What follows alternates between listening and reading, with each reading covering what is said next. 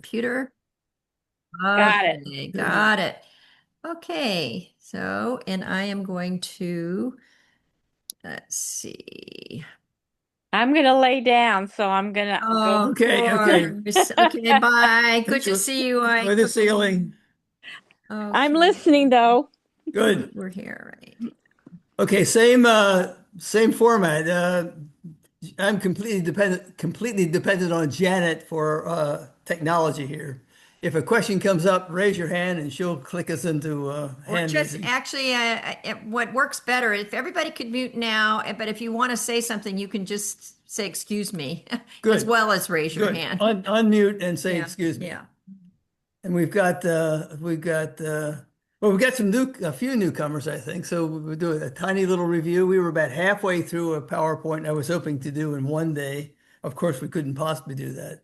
So we're back to where we were when we broke last time. We were about to talk about John Maynard Keynes' alternative to what came out at Bretton Woods, but we'll back up just a tiny little bit.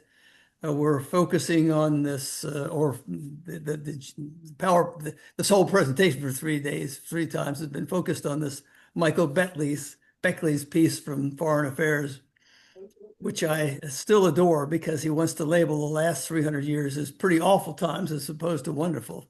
But we'll leave that alone. He says, and he argues, if this is new to you, that the we may be are likely entering an era where that could easily end up to be a good deal more peaceful than the last 300 years because many of the forces that allowed great powers to rise and disrupt things and create havoc, those forces, those conditions are declining. Biggest of all, if this is news to people, I don't think it's news to many, that the population of the planet is finally on the verge of starting to decline. And most of us would say, fantastic, that would be great. We've got too many people anyway. But there are some problems with that, there's some problems with that. Um, and adjustment will take some time. So we'll see what we can do with this. We're back to this old problem. Be patient with me. So let's do a tiny little review for those who weren't with us last time, just in case. Uh, this adjustments to avoid more violence. When World War II was about to end in 1944, lots people from all over the planet, primarily the big powers, US, us included, Britain, France, essentially, sat down and said, let's come up with some arrangements to avoid the mess that we've had the first half of the century. And several of them surfaced for a while. If you remember or weren't here and knew it anyway, one of those arrangements was let's have a stable currency, a global currency, so we don't have this currency crazy issues where countries will try and outcompete each other by adjusting their currency. Let's have a stable currency. It'll be the US dollar. Dollar will be tied to gold, blah, blah, blah. That worked for a while until 1971 when we went off the gold standard. Then we've been in a less stable currency situation ever since. Secondly, the argument was let's create some organizations which will try and avoid trade competition, which is too destructive, provide help for newly independent nations. That all worked for a while too. The argument, depending on your point of view, is that the trying to knock down trade barriers worked pretty well for quite a while, especially when WTO was working, until China was allowed to join in 2001, and they haven't been playing fair ever since. And so that doesn't work very well either. And if we leave it at that, we sort of discussed that last time. I don't want to go into too much detail because we did that last time. To say, well, if we're on the verge of having trying to establish, or someday, not yet, someday trying to establish a new order, somewhat similar to the Bretton Woods Conference, good common sense ideas. Let's talk about a guy who made a proposal that many people said this is a great idea, but it's just too idealistic for 1945. John Maynard Keynes there. He was outdueled with his proposal by our Secretary of Commerce or Finance, whatever he was, and so his proposal did not apply, but it's still on the table. Who knows? Here's a general idea to that may be useful. If the goal is to try and to establish unity of purpose among separate states like us after the War of Independence or other times, it's probably a good idea to start with trade and finance rather than human rights and the other kind of stuff, because trade and finance sort of get people's attention. There's some examples there. Some of you can nail them. If you can get the first one way on the left, you are brilliant. That's that's Henry IV's finance minister once the Bourbons took over in France about 1640, and he did exactly what we're talking about. He tried to knock down all the trade barriers that separated the various parts of France, so that France would work its way towards something like a real France, a fairly unified country. He was very successful. I think everyone knows the next guy in line, Alexander Hamilton. We'll talk about him in just a second. There's John Maynard Keynes. And then there's two mysterious guys over on the right. We'll save that for later and hope to get to those guys. But let's see if this works. You remember this? You've all seen the play, I hope, more or less. What was Hamilton's idea with these 13 divided states? Once we have a constitution, he said, look, let's try and unite people by getting them, at least the wealthy people, the ones that have money, united over where their interests are. He said, I want to create a first national bank. And here's the things that this first national bank would do to provide some unity of opinion regardless of whether you're slave or free or blah, blah, blah, because there's money involved. One, I want the bank to assume state debts. And if the bank is assuming all state debts, then the U.S. government is now in charge of debts. They're the ones that sell the bonds. And there's some unity of opinion because everyone wants to get their bond money back if they bought bonds. There was a little problem with that. I'll talk about it in just a second. Secondly, thirdly and fourthly, if we have national credit, then we become more credible internationally. If we have uniform currency, you can trade between Maryland, Virginia, Massachusetts more easily. If we have a national government that's collecting taxes and doing national government stuff, there's some unity there. And if we have a first national bank, we have to fund it. We'll sell shares in it. Now, the national government will own some of it, but most of it's owned by private financiers, and they're going to be interested that this bank works. And it worked. Most of you know the problem. The problem was Virginia said, one, we don't trust the big government, and two, we've already paid back our debts. So we're opposed to this idea. And you remember, everyone knows this, right? Everyone knows it. What did Hamilton do to bring Virginia into an agreement and say, okay, we'll go along with the First National Bank. And since you don't have to raise your hand, he said, how about if we give Virginia the location of we got a hand up. How about if we give Virginia the location of the new national government? And so it happened. So if using that as a what? Sorry. Oh yeah, that's right. We were in Philadelphia last year. There's some there, and I had 3 grandkids and a daughter and 2 daughters, and Janet stand up there and say, "Look, you should take a picture here of this First National Bank." Except it was phony because that was actually the Second National Bank. And the First National Bank, the reason we couldn't stand on the First National Bank was because you couldn't stand on the steps of the First National Bank. It was being reconstructed. Never mind. But Keynes finally, after blah, blah, blah, Keynes' proposal at Bretton Woods was say, look, let's prevent the currency wars problem and the problem of giving one nation the status of having basically the international currency by establishing a true international currency. And I would suggest we call it the Bancor. And that sounds somewhat boring, but he said, once you've got a Bancor, then you've got a mechanism whereby you could really have power over getting these. Bob's got his hand up. But go ahead, unmute. Oh, just a comment on the name of the Right. currency or clearing currency proposed, Bancor. I think he was trying to make it in some way appealing to the French as well, because it stands for bank.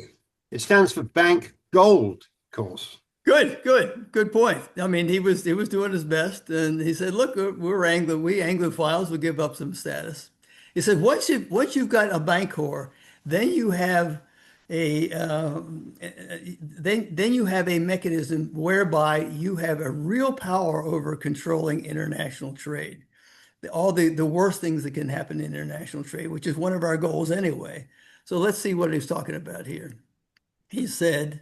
Uh, oh, well, problems avoided. You missed a slide. Jan's saying I missed a Yeah, slide. that one. Oh, yeah. Here's what we do. You create this thing called the Bancor, French, whatever. It'll be a currency that no one ever uses in their pockets. Everyone will continue to have their national currencies. It'll only be a currency that is used for internet to clear international trade back and forth. And you say that sounds excessively idealistic. How would that work? Well, that's exactly the way the euro worked. The euro worked for its first 3 years of existence. No one had euros in their pocket. It was simply used by the EU as a way to deal with international trade between Germany, France, and so forth. And then it did become a currency that you can put in your pocket. Said, and here's how it would work. Each nation that's a member would be given a quota of this new currency proportional to their average volume of imports and exports, because that's what we're using this currency for, is to clear imports and exports from one country to another. And we have information. We know the average volume, so every country would have something proportional. Obviously, the U.S. would have a big proportion, others smaller. The quota, the second point, the purpose of this would be to say now we have a limit on countries running up excessive amount of surplus or going to an excessive amount of deficits, because if they do, we penalize them. And it said, of course, currencies are going to the next line, the green line. So countries are going to get into trouble, so we can lend them money temporarily so that they can buy stuff that they really need, even though they're in deficit. But we have control over that. And as far as exchange rates, well, every nation's currency would have a ratio of value connected to the Bancor, and these exchange rates would have to be changed periodically, but not changed by the currency exchange crowd, the market, every day, every hour. We would do it, and we would have other ideas other than simply making a profit when we do so. What would be gained by this? He'd say, well, one of the problems we have, and the U.S. has gotten away with this, is you would not grant a single nation the exorbitant privilege. This is a French, remember Valéry Giscard, the president of France for a while? This was his angry accusation that the United States said. I mean, whoever's currency is the international currency, they get an enormous advantage over everybody. For example, everyone knows this, I think, but you got to think it through. Let's say an Uzbeki citizen buys Belgian chocolate. Well, how's that work? He pays his local store in his currency, of course, but the Belgians don't want Uzbeki currency. They want something that they value, either U.S. dollars or, in this case, probably euros. As a consequence, whoever controls that currency has got an enormous advantage over everybody else, because people want those currencies, they hoard those currencies, and those countries can adjust their currencies to benefit them without considering anybody else. So if we can avoid that. Another thing we can avoid is we don't want nations. This was a problem before World War One. Before World War II. It can be a problem. It's still a problem, where currencies say we're going to win the battle by either raising the value of our currency or undervaluing it so that our products are really cheap. China is doing this and has done it since, and it's a problem.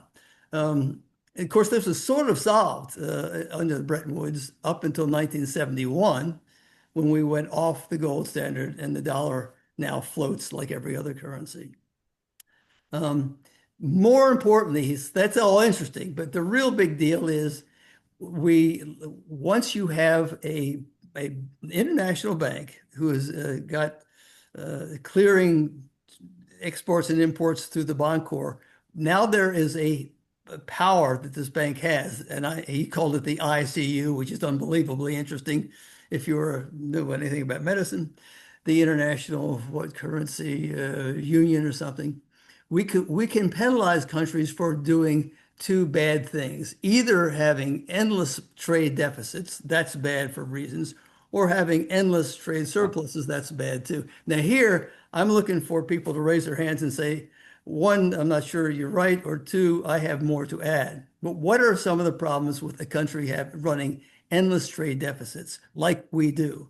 Well, one, for a pretty tough problem, developing countries who are poor and so forth just simply are not able to consume as much as they would otherwise, because we, in our case, the Americans, are richer enough, we are credit worthy enough, we can borrow more, and we can outbid many people who are less able to get debts and buy stuff galore because we got a source of credit. That's not good for these developing countries that need to be and buy fairly cheap stuff themselves. Other problems, well, if you continue to run a deficit forever, then you're buying other people's stuff. Then your domestic production of clearly is going to be harmed. We're a great example of that. Your debt grows. If your debt grows, there is the possibility that whoever owns your debt down the road could use that as a blackmail because you owe them money. And I'm going to wait patiently to say, is that just too much too fast? Or does anyone else have a suggestion for why excessive, prolonged trade deficits forever are a problem somewhere? Michael, go ahead. Isn't this the whole issue that's been raised with China buying our debt? Yeah, well, no, the truth is China doesn't really own as much debt as we think they do, but they do have some debt. And Japan's actually got more, but yes, it's an issue. It's an issue. Okay, I'll move on. What's the problem? And Keynes was kind of revolutionary here. He said it's not just a problem when countries run out for an endless trade. Bob, go ahead. Bob Oxenberg. Well, I just want to make a comment that none of this is intuitive. It's very complex. Excellent. It's extremely difficult to understand and comprehend what's going on. For example, the fact that we have a prolonged trade deficit is actually a feature of, by some equally complex economic identity of our domestic budget deficits. And it can be demonstrated that the balance of payments, which is not just the trade deficit, but includes trade in services, a balance of payments deficit is actually equal to, with a slight modification, to the domestic budget deficit. And so all this stuff is so complicated. But I'll let you solve the problem of trying to simplify it. No, I'm not going to solve the problem, but thank you. And I'm glad you said that because sure enough, whenever we did this in econ class with a bunch of seniors, it took a while. And partially it took a while because I wasn't that confident about teaching it. And partly, but more importantly, it's just bloody complicated. It's not intuitive whatsoever. And so we're just going to have to leave this and you can sit there and look at this slide and work it out through yourself. And I don't know where you go for better answers. But economists that think this thing through would confirm that, yeah, these are both problems. And Keynes was revolutionary in saying it's not just the trade deficit countries that are a problem. The countries that run endless surpluses, they're a problem too. and they also need to be punished. And here we have a mechanism for doing so. So what are some possibilities? Well, if you run endless trade deficits, it is your country, China in this case, does become vulnerable to stuff like your domestic investments can become inefficient. You just got too much money and you throw it around without being sensible about it. You are now vulnerable to sudden declines in global trade, and your economy, which is based on having surplus, is in trouble. There's also this temptation to save profits for political adventures. That's a problem not for you, but for other people. And then as far as developing countries, if you're running an endless trade surplus, then you are selling stuff that they would themselves prefer to sell. You're so excellent at production that you can outcompete Nigeria and everybody else in doing what you're doing. But they would like to have part of that action. And if you would stop selling so much cheap stuff around the world, they'd have a shot at earning some money themselves for their social programs to pay off their debts, blah, blah, blah. So, I mean, we're not going to, this would take 3 days and we wouldn't solve it. But if you're willing to accept that both of these could be problems, are problems, then trying to keep countries from running excessive trade debts or excessive trade surpluses would be a desirable outcome. And Keynes believed that the mere threat of penalties would be enough to get countries to learn to balance their trade and run tiny little deficits, if any, tiny little surpluses, if any. And furthermore, he said it would be far better for these developing countries if we let them figure out how to do this instead of coming in with our aid programs and our World Bank and our PhDs from MIT and so forth and tell them how to do it. It would be better if they work it out themselves, and through their own priorities and their own internal mechanisms, blah, blah, blah. So there's two countries that fall into these two categories big time. We, of course, are one. This graphic in front of you is almost useless. It's enormously interesting to me. And if you download this and look at this, if you could go through this graph of U.S. trade deficits to surplus and back to deficits, and sort of have a little thumbnail sketch of what happens along the way, you'd know American history pretty well. So give that a shot. Better, just look at this more knowledge, more useful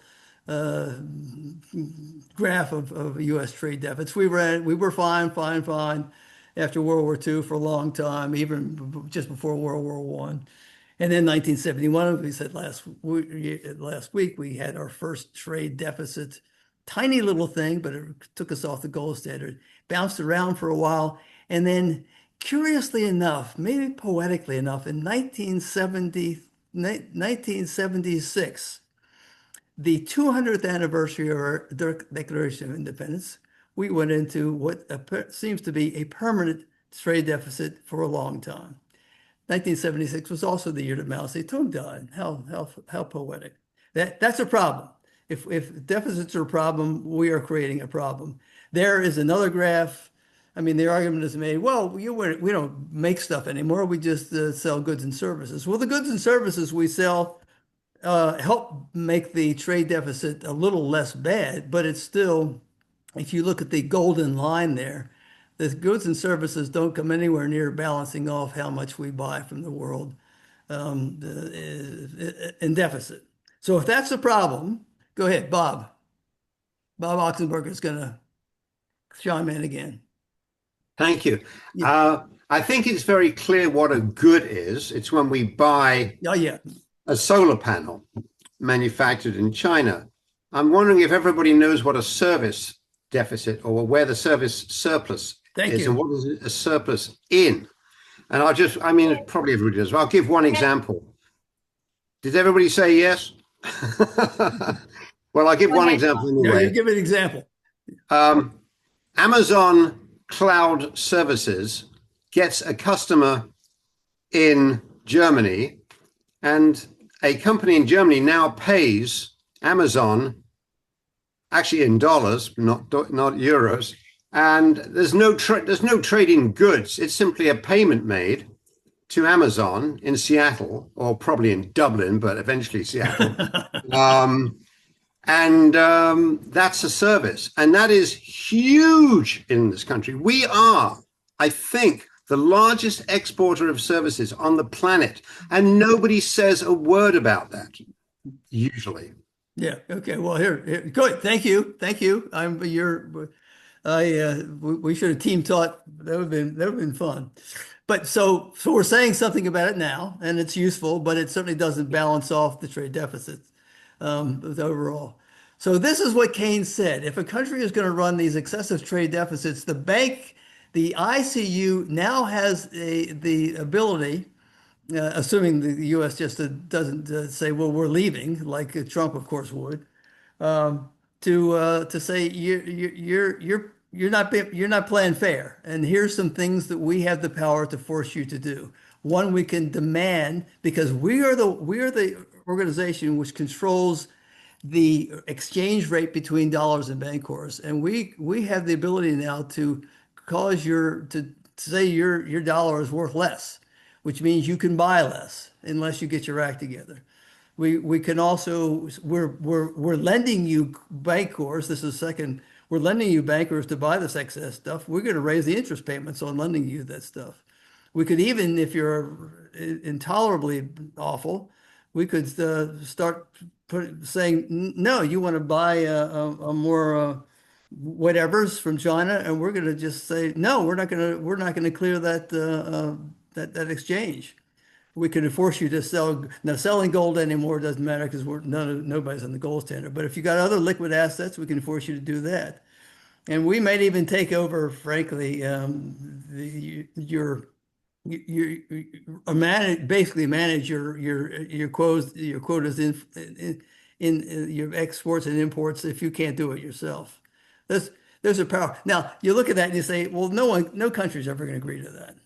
Okay, so we're stuck. And that's exactly the argument that was made at Bretton Woods. Okay, you can say that, but if we're truly going to look for a balanced a world that's less violent and less chaotic and less confused for everybody involved, these are the kinds of things that you probably need to at least consider. So then who's the country that does exactly the opposite, running this endless trade surplus? And there's a graph, and I couldn't believe it, but just yesterday, I was looking through the New York Times, and two articles showed up. It was just yesterday that the New York Times said, well, today's the day. Today, it is yesterday, was the day that the trade deficit, the trade surplus that China's running past $1 trillion. It was almost there last year, now it's there. And over on the right, another article that said China is intentionally keeping its currency weak, so that their stuff is cheaper, and frankly, Chinese consumers can't buy as much overseas, and that's a problem too. Bob, go ahead. Well, you said that China's deliberately keeping its currency weak. That's also a very complex mechanism. It is. Yeah.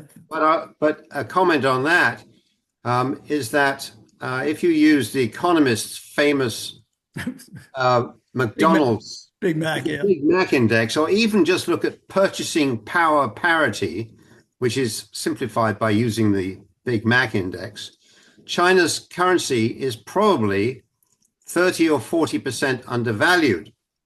And right now it's 7 renminbi to $1, and it should be more like something below 5 to make purchasing power equal for a Chinese person and an American person.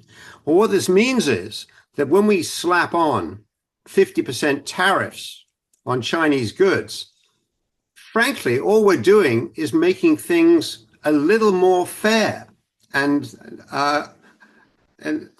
making Chinese goods the price that they would be if their currency was fair in its valuation.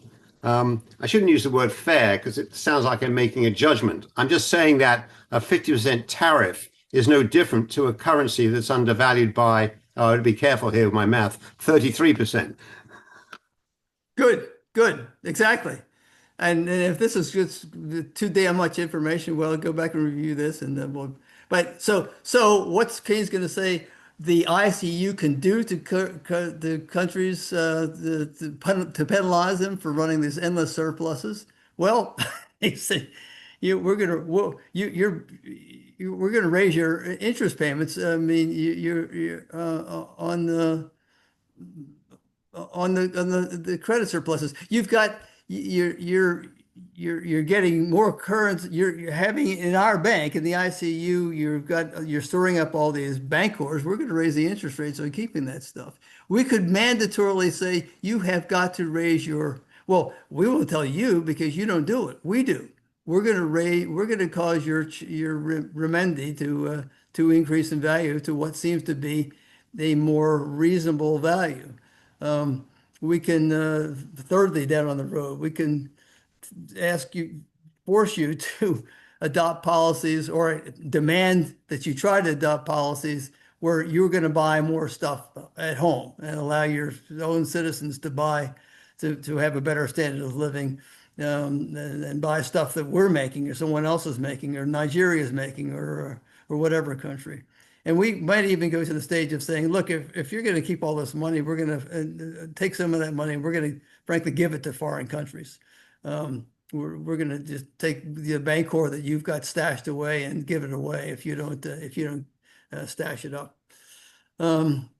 So, I mean, that's way too little time to go over a very complicated thing. But there's a mechanism out there that was proposed. Why didn't it happen? Well, not surprisingly, we opposed it, and that was the end of that. And even so, I've read there were people, and that would include.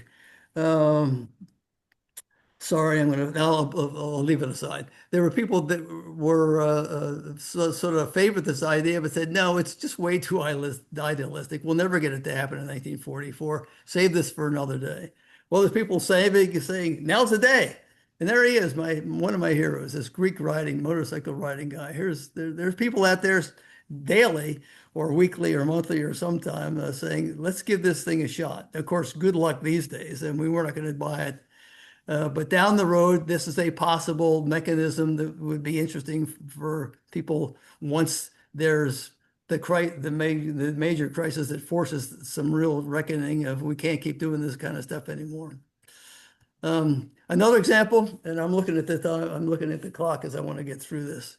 Another example of saying, look, let's start with trade and we'll start with finance. If we try and pull disparate political units together to agree on something, we can talk about child pornography and stuff later. Let's talk about trade and finance first, and see where we go. Well, everyone's aware of this, and I know we can be sarcastic about it, say, well, it didn't work that well and it's falling apart now, but come on.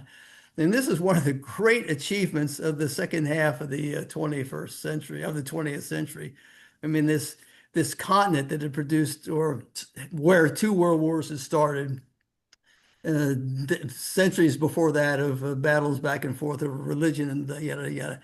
It isn't perfect, but it's sure hell a lot better now from 1951 to these days. The EU is making progress. It may be stalled for a while.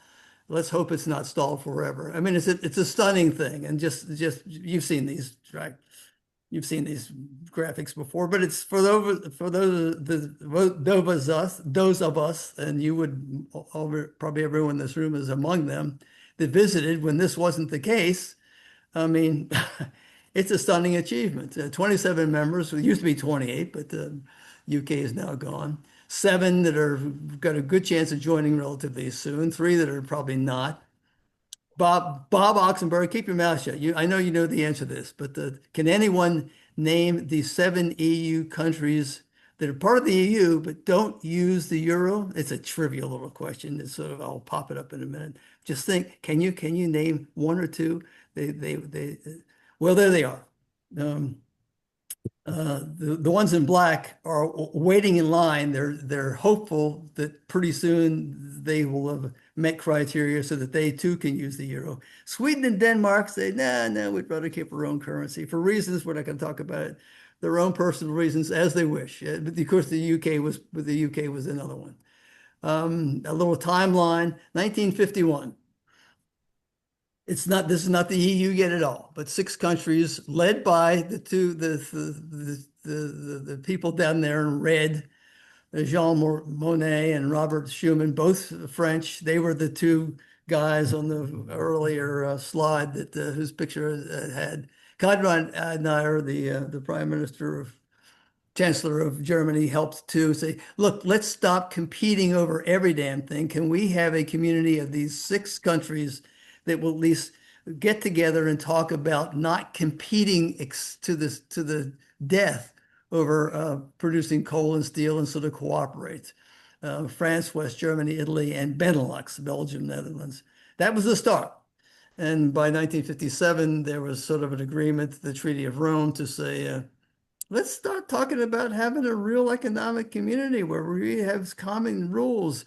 And then in 67, you've got some more agreement down below. If you don't know this, De Gaulle the UK said we want in. De Gaulle wouldn't let them in for a whole series of interesting reasons. De Gaulle obviously retired, and so they came in. The Single European Act. We're going to set a deadline for a single market. We have the same market rules. 92, Maastricht says, let's start talking about a single European currency if anyone wants to join. 93, a single market's officially created. 99, the euro is launched as a clearing mechanism currency for 3 years. But I remember this. If you walk through any country in Europe, they would have the price in francs or the price in marks or whatever, but they will also right next to that price say this would be the price in euro because in 2002 the euro is going to be introduced. That's pretty impressive stuff. This is not. I want to get to how the EU actually works. Bob, go ahead, Bob Oxenberg. Well, you mentioned the EU countries that don't use the euro. And Denmark's go ahead. Denmark is one, etc. And the UK, of course, was one as well when they were in it. But actually, there are 4 countries which are not in the EU. Fair enough. That use the euro, and this is getting down in the weeds. One of them is the Vatican City. Okay, fair enough. The Pope likes euros. That sounds good. All right, but there's a list of countries. It's pretty damn impressive. I mean, just I dare you try and memorize this all at once. So look up there in 2004, all these countries came in, and down below. So I read Montenegro was pretty close, and Moldova too. Well, of course, most people couldn't even find Moldova on the map. The Ukraine, oh boy. That could be a negotiating tactic. Who knows down the road? There's Turkey. There's the big one. Let's see if that ever happens. But in any case, so if you've never thought through this, it's interesting how the EU works. And so let's do a little 15-minute tutorial here to say, there's some interesting stuff here that people that are thinking about how you might put together a better global planet. Maybe the EU is sort of giving us some examples of some stuff you have to think through. Most of the EU is located there in Brussels. There are some pictures in Brussels. You get a diagram on the left that will be daunting. So let's talk about these various parts of the diagram of how legislation actually works. Start with the European Commission. There's 27 countries, there's 27 members.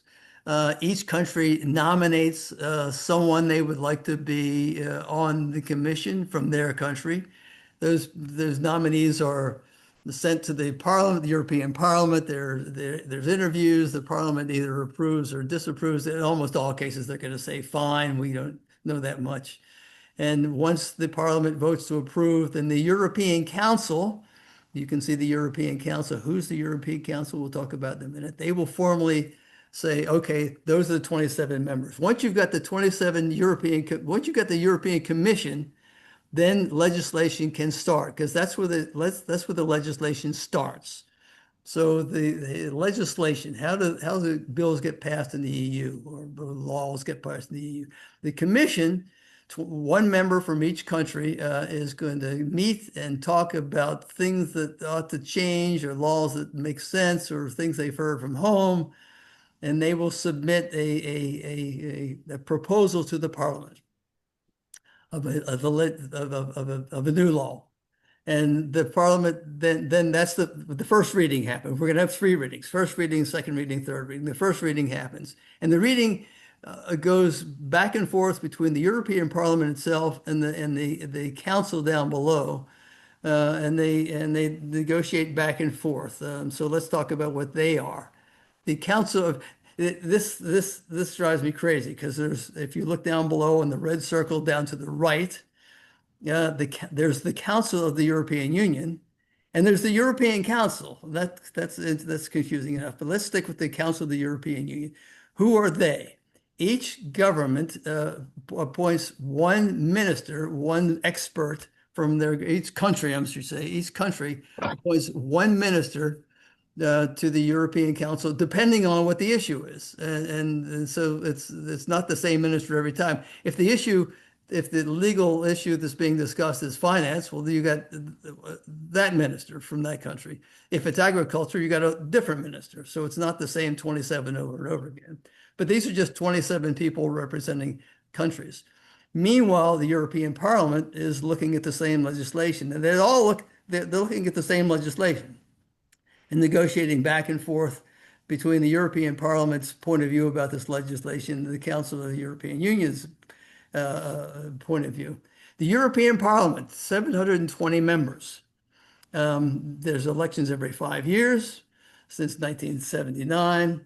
Rules are everyone in the country has got to be of a vote, and well, not universal, of course, not babies, but some age group, and the country has to allow a proportional voting system.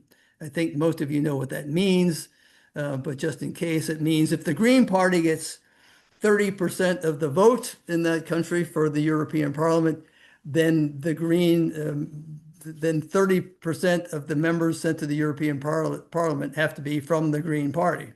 It's not first past the post system as we have, and it's a problem. And each country then will get a number of people in the Parliament proportional to their population. I can't see my own graphic here because there's something blocking it, but it doesn't matter. I think Germany's got 81 and the smaller countries got 6. It doesn't matter. It doesn't matter. You get the point. And so when you say, okay, so the elections happen, then what? Well, the people that are elected do not sit in countries groups. They sit in party groups, and this is fascinating. So there's these parties. The parties come and go pretty regularly, unlike us. To form a party, there's got to be at least 23 members to form a party, and you can look down there at the ESN if you're looking at the right side of the Parliament graphic there. There's this ESN party, which has only got 25, so they barely formed a party. At least 1/4 of the member states have to come from at least 7 of the member states have to be represented in that party.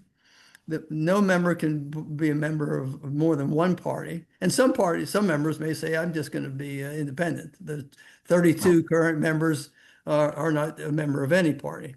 Oh, that's sort of fascinating. So what are the current parties? This was fascinating to me, maybe some of you. You can see the party alignments up there. They've got these initials. Who are they? Well, the 188, the blue 188, sort of in the middle there, these are what used to be called and still are called in some countries the Christian Democrats, kind of middle of the road, right of center, very right of center. The Christian Democrats in Germany have pretty much been the major party ever since World War II. And the biggest group on the left, the red, the 136, these are what we call social democrats. This would be Mandami, for example. And those are the two biggest parties, not surprising because those are the two biggest, have been the biggest parties, the biggest political parties in member countries back at home. And then there's these other countries. This is the third biggest party is the Patriots for Europe. You see them down the 84 group. That we'll talk about them in just a second. And then there's these other parties, the European Conservatives and Reformists, 78 members, the Renew Europe group, 77 members. There's the Greens, we kind of know what the Greens would stand for. Then there's this group that's only got 20, no, I'm wrong. There's this far left group that's got 46 and another group that's got 25. So just a little bit of background on those. Far left. The, not surprising, these whatever they're not interested, frankly, whatsoever in European sovereignty anymore. They want Europe to be Europe, and everyone in Europe would be equal in terms of everything, economic justice, feminism, social environment, blah blah blah. I mean, they may be a little far out. Maybe they're the future. Maybe they're not. So they're over on the far right, and this is where all of the members of Germany's current right wing, the Alternative for Germany, the AfD, which is a problem now for Germany. This is where they are forced to sit because they were thrown out of a other conservative group because they were so nuts, considered so nuts. And they just don't want the EU to even exist, more or less. They just like to go back to every country does its own thing. And if the EU has any, maybe the euros have some use, but even that's not useful. In the center, you've got a couple over kind of on the left, Renew Europe group. They are pro-Europe in a big way. They would like you to, they believe Europe is better off. It's united. But what they have, the programs that they stand for aren't that much different from the center-right group, the European conservatives, who are a little less excited about the EU running the whole show on everything. You can see some of their quotes on their website.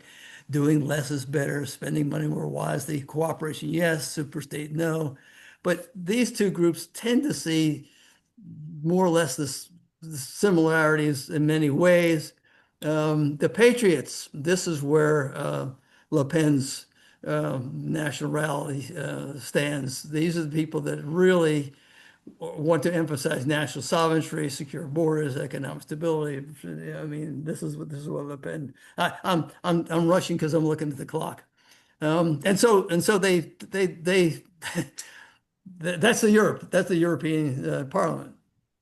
Most of the time they work in Brussels when they're working in committees. If they ever sit in so-called plenary session, they take the train down to Strasbourg and they sit there like that, but whatever. Let's follow one of these guys. There's a member. Hey, let's see. Let's see what group he probably is a member of. If we follow him around, we'll probably figure out. Just as we thought, he's a goddamn leftist. He and his wife are having dinner at the Swan House in the Swan Inn in Brussels with another bunch of leftists. This is where Karl Marx met with Engels and then talked to Germans about the Workers' Party and wrote the Communist Manifesto. Okay, that's cute enough. Let's move on. But there we were. We were all there together in 2018, Karl Marx's 200th birthday. If the first reading doesn't produce legislation, then there are changes, there are amendments. A second reading is accomplished, and if the second reading doesn't go anywhere, you have a conciliation committee. We're very familiar with this because we do the same thing. The conciliation committee brings the parliamentary the laws to a third reading. And if this is not accepted and voted on, then and voted positively, you just drop it. It's done. What about voting? Voting is fascinating, and maybe there's something. I'm going to bypass it. Well, the people that vote are the European Council. The European councils are the actual heads of state. This would be the president of countries, the prime minister of countries, and they come and vote. How do they vote? They vote in a so-called qualified majority. We have qualified majorities all the time, two-thirds to do things in the Senate, three-quarters to get a new constitutional amendment, blah blah blah. Here's the qualified majority voting in Europe. It's a double majority for a bill to pass. At least 55% of the member states it's now 15 out of 27 must vote yes. And at least 65% of the total total EU population must be represented in the yes vote, which means down below that if you can put together 35% of the vote the countries that represent 35% of the population of the whole of Europe, then you can defeat the legislation. And then there's this interesting caveat to say, and that 35% must include at least 4 countries. And the reason for that is probably obvious, but if it's not, let's have I just screwed that up. Let's have a look at populations there, and you can see that if Germany and France and Italy got together, they're way more than 35%. So they alone could stop legislation. Or Germany and France could get together with Spain or Poland or Romania and stop legislation. So you say, no, it can't be just 3 countries. There's got to be at least 4. And they can block the legislation. Now you can see these little countries down below have essentially no power whatsoever, but at least they're part of the system. So I'm looking at the clock and saying we're doing pretty well here. What I can't remember what else. Oh yeah. I wanted to say that this double majority voting is almost always used, not exclusively, but this is almost always used. I'm going to bypass this because we're out of time. There's still legislation that requires unanimous consent. It used to be everything had to be unanimous. Well, that didn't work anymore. So it was started, I think it was 2017. I should go back to this. When did this happen? Was it 2017? Yeah, in 2007. The Treaty of Lisbon said we can't have unanimity anymore. We've got to go to something different. It's been something different ever since. But there are still issues that have to have unanimous consent. For example, any country that wants to come into the EU, it's got to be unanimous. Laws on EU citizenship have got to be unanimous, and you can go down this list. And I'm looking again at the clock. The EU does not have a calendar to say every decade or every 15 years or every number of years we should look at constitutional changes. It's sort of by happenstance, it's been more or less once a decade, all these different treaties. And one would assume it's going to continue to be more or less a decade. I mean, my gosh, if the war should ever end, the discussion of Ukraine coming in would be unbelievably interesting. But they meet all the time, and they change what is essentially their constitution all the bloody time. And I mentioned this last week. Thomas Jefferson thought that was a good idea himself, saying, this was late in life, frankly, but he's got I remember this being a question on an AP European test, an AP US history test. He said, every 19, 20 years, every generation ought to have this shot at changing the Constitution, maybe even rewriting it. And the reasons why, he said, come on, it's just obvious that each generation has got its own experiences. It should have its own ability to change things, which is its own government. It shouldn't be some bunch of old people long ago by force have said this is the way it is. It ought to be what's right for the current generation, and blah blah blah. Well, so I'm looking at the clock and we're done. I guess we can finish. That looks old, doesn't it? To me, that looks wonderfully old. I'll end with this, and leave time for any comments that one would hang around. Janet and I, our little group that did the U.S. history last year, three grandkids, most of the parents had a tour of the Capitol. We did not get to go in here because they were in session, but our tour was fantastic. The guy was great. He answered questions. He knew everything in the world, but he obligatory had to say, we have this wonderful system with a balanced power, and the powers can check each other. We have this checks and balances. It's a great system of government, isn't it? And then someone from Denmark raised their hand and said, "Is it still working?" and and uh, and he didn't have the nerve to say no. But it was a great question. All right, so we're end of time here. That's Well, I have a question for you. Yeah. Go ahead. You're a historian. You know something of Bretton Woods. What other currency union was formed on the same day as Bretton Woods was signed? That's a damn. What other currency? And So the Soviet Union. well, I guess that was also a currency union. Yeah, I'm thinking of the one which we came across when we visited Mali a few years ago. Oh, God. No, the currency of Mali is the same currency, the same unit as 13 other West African and Central African countries. It is the CFA, which it used to stand for French Colonial Franc or something. It stands for Community Financial CFA, Community Financial African. And there are 14 countries in that. That use that currency. And it's over 200 million people.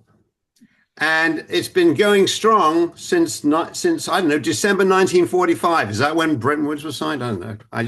Yeah. No, I think it was signed in 46, but whatever. Yeah. And you see, it showed the nod to the French, because the French were thinking about their empire at the time. Let's have a common currency. Yeah. Good for them. Curious. And I have some CFA banknotes and coins if you're interested. Oh, and then a comment on your explanation of the European Union and how it operates. That's what drove Boris Johnson nuts, even though he was a reporter for the Times and the Telegraph in Brussels for many years and told one lie after another about the European Union. He never understood how it worked. And when he became prime minister, he just threw up his hands and said, "Let's get out of here." Poor Boris. Yeah. I mean, a guy with a haircut like that, Yeah. you can't be saying, yeah. Yeah. All right. Anybody else? Yeah, I'd like to go overtime. It's my prerogative. I go overtime all the time. So your session on the Bancor for everybody. This is the fourth time I've heard it, and I think I finally got it. So it is, as Bob says, very, very difficult. So hang in there. Let me just reinforce what Bob correctly said. Understanding why trade deficits and trade surpluses are not good for global peace is not easy. But Keynes probably had a good idea. So sorry, John. Well, no, that's okay, and it's so complex that you can take from what you said that Trump is not all wrong. That's really hard to get to. So there was that. Then I need to say something about visiting the EU. You caught our wonderful pictures in Brussels. And thanks to you, Aiko and I and Janet got to visit and it was an actual pilgrimage. It was quite a wonderful visit, and there's a museum. You learn a whole bunch. But it reminds me what Jared Diamond had to say about the millennium. What is the greatest accomplishment of the millennium? And he said it's the EU that finally a continent understood after a couple of world wars what it needed to do, and they did it. other thing I'd say about the EU, sure, Ukraine's not a member, it's not going to be a member, but the aspiration, what does that mean? An aspiration. Well, that's what in 2014 led to the Maidan revolt. No, we don't want to follow Russia into the East Bloc economy. We have something else in mind, and of course that spills over into politics as well. And the a great thing about the EU, it's a sounding board for a lot of things in Europe. Ramsay, sent out a link to Jeffrey Sachs' speech to the EU, which was a policy I didn't want to hear, but he was given a forum in the EU and the Parliament. And so that's good. I think Navalny's widow has spoken. So the idea of a large group of countries wrestling with their past and looking to the possibilities of the future is important for an institution. So I yield the floor to Michael. Well, I don't want to take too much time, but I think I saw something on one of the slides, and with all the rapid changes that are going on with artificial intelligence and the internet and so on, the way I understand it, the EU has been very pro.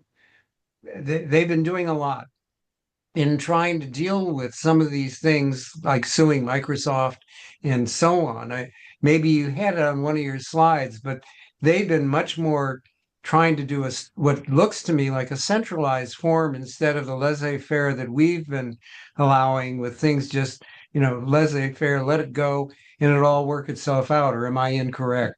No, you're exactly right. And I apologize for it's always too much blah blah blah. But those are the examples. They've passed some pretty good control over the EU or some regulation. They got hung up, and this fascinated me. They got hung up on one regulation that was going to say that every country had to crack the security code and check for child pornography. And several countries said, we're not going along with that. Germany was one. And Germany just changed its mind as of 2 days ago. And so, and so that's back on the table. I forget what there's an acronym for what that legislation would be, but that they had to remove that plank in the first regulations to get the regulation on the AI passed. But now it's back on the table. So I guess you could even follow that through and see what happens. Of course, countries going to say, "What I mean, if you can crack the security code for child pornography, then I've got no free. You can crack it for everything I say too, and I'm afraid of that." So it's an interesting debate. Tom? Yeah. Hey, I got two questions here. The first one is for John. Hey, John, with the holiday season coming up, what's going to be our schedule for the study group? Well, we're going to meet next week, and I think Ramsay and I have an exciting new project that I hope a number of you will embrace. We'll probably take the Tuesdays, the 23rd and 30th off. That's just way too close to the holidays. And I think if you're really yearning for some sort of history project during those weeks, stay tuned. And next week, we will talk about our proposal. You might read a book over those 2 weeks that would prepare you for something that Ramsay and I and Janet and Iko think pretty interesting. Okay, so then thank you for that. But then I got a comment, a question here, and you guys tell me if I messed up. But a month, 2 months ago, 3 months ago, whenever it was in the study group, we talked. This has to do with financial things. So you know, the amount of money that the United States federal government spends on military, on paying off the debt, and an item like Social Security is very, very high. And the impression that I got from that, let's say, conversation 2 months ago in the study group is that it's sort of like the United States is in trouble because those three items dominate the federal government's budget for each and every year.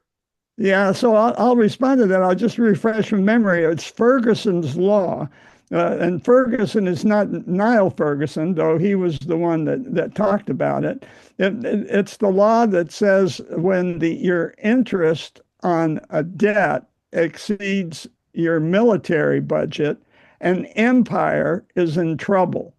And they gave examples of six empires that fell once they passed that threshold.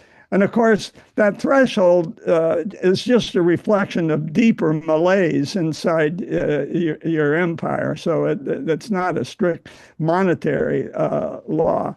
So I think that's what you have in mind, and we can review that briefly. There were some really nice graphs that illustrated that.